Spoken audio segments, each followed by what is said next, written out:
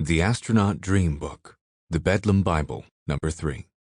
Written by William Pauley III. Narrated by Brannigan. Nostalgia, Part 1.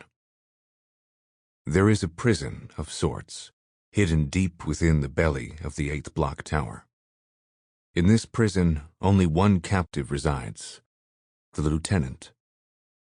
From somewhere inside his cramped cage, no bigger than a kennel and just as cozy, there came a barreling sound, perpetual thunder, like bullets hurled through a baritone snare drum. It came slow at first, with long pauses between each beat, but steadily the drumming resounded more frequently, and with such ferocity it almost felt violent, growing so loud the lieutenant had to hold his ears to mute the madness of it all. Because this was madness, right? Well, that's what the lieutenant had always been told, at least, from the man who came to feed him, his only visitor. But the man hadn't come around in some time now. Thinking of him now reminded the lieutenant just how hungry he was. Without the man, there was no food, and without food, death would come creeping. However, with the return of the soul-stirring drumming, he couldn't help but think that maybe the man, at that very moment, was on his way down the long, dark hallway that led to this room. Pounding thunder. His eardrums felt close to bursting. As this wasn't his first experience with the mysterious rapping, not even close. He'd heard it many times before, and whenever the pain grew so great, too much to bear, he'd finally scream out, begging for the drummer to stop, to toss out his gong mallets and free him of his mind. And the drumming would stop, and in through the door would come the man with the tray of food, and he'd smile and slide the tray through a slot in the lieutenant's cage, patting him on the head like a good doggy before leaving again. On rare occasions, when the lieutenant's hunger was curbed by either sickness or an increase in the frequency of his feedings, he'd manage to stammer a few questions before he turned to leave, and the man always graciously answered, "It's your madness, my friend. That's why you must be contained," he'd say, and always with a smile. This response was the answer to every question. Something felt different now, though.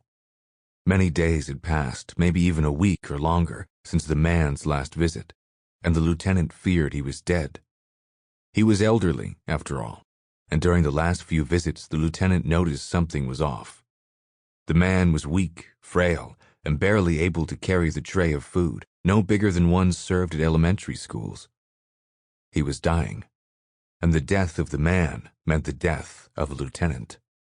He'd accepted his fate, until now, with the rolling thunder, the furious pounding buried deep inside his eardrum. Someone was there, walking down the hall, and the louder the drumming became, the closer the body moved toward the door. Almost loud enough now to howl.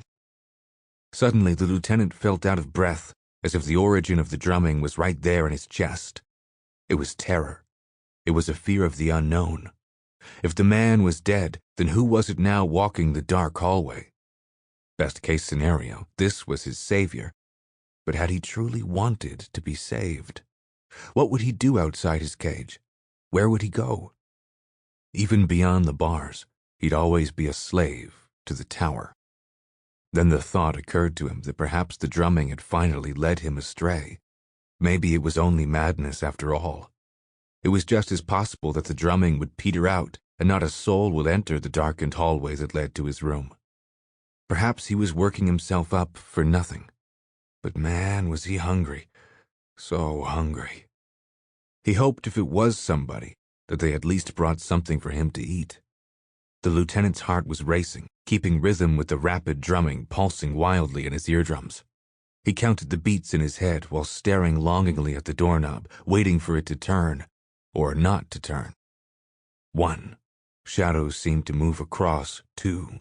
The room, though the dim light. 3. From the lone window. 4. Hadn't changed position. For a moment he thought he could hear footsteps coming from deep down the hall, but with the rolling thunder it was hard to tell. He was getting his hopes up. Hunger stirred. Something was moving around out there, he thought. Had to be. Sample complete.